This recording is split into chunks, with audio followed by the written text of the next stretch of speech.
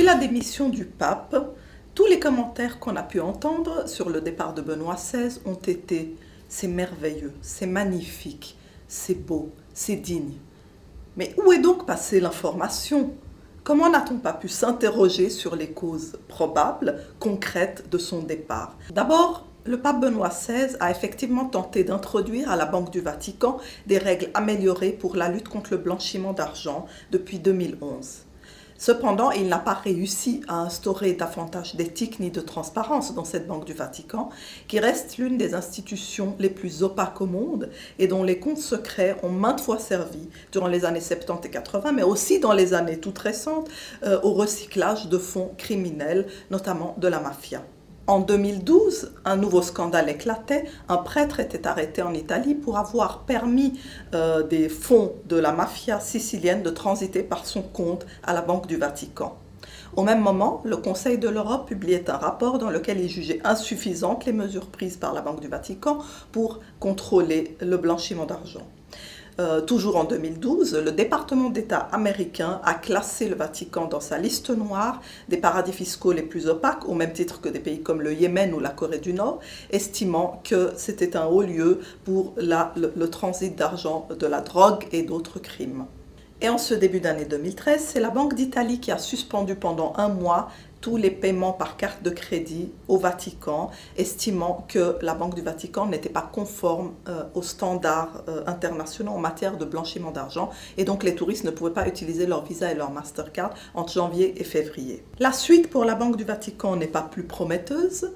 Mi-février, l'institution a engagé un nouveau directeur qui est un aristocrate bavarois, ami de Benoît XVI et qui se trouve être aussi un marchand de navires de guerre pour l'Allemagne. Son prédécesseur Ettore Tedeschi avait été chassé en mai dernier et l'on spécule dans la presse qu'il aurait été empêché de parler à la police en raison de quantité d'informations qu'il détenait au sujet des comptes secrets de la banque. Et surtout, les scandales qui entachent la réputation du Vatican ne se contentent pas d'être financiers.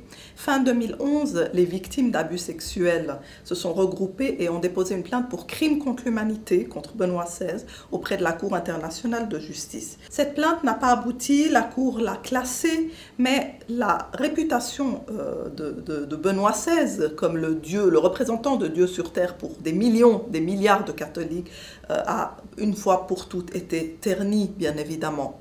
Par ailleurs, Amnesty International avait déjà épinglé le Vatican dans son rapport de 2010. Pour la première fois de son histoire, elle soulignait l'échec persistant du Vatican à sanctionner les prêtres coupables d'abus sexuels. De la même façon, les cas de maltraitance et de torture de jeunes filles par des sœurs catholiques qui ont profondément choqué, et un scandale à ce sujet a récemment éclaté à Lucerne, en Suisse, n'ont jamais connu la moindre sanction.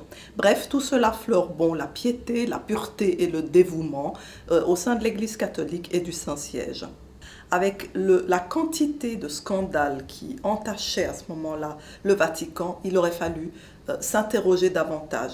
Abus sexuels, corruption, affairisme et trafic d'influence révélés par le majordome, scandale de blanchiment d'argent à la Banque du Vatican. Voilà plusieurs raisons qui font que pour le pape Benoît XVI, la responsabilité portée à ce moment-là, avec la réputation plus que jamais ternie du Vatican, était extrêmement élevée.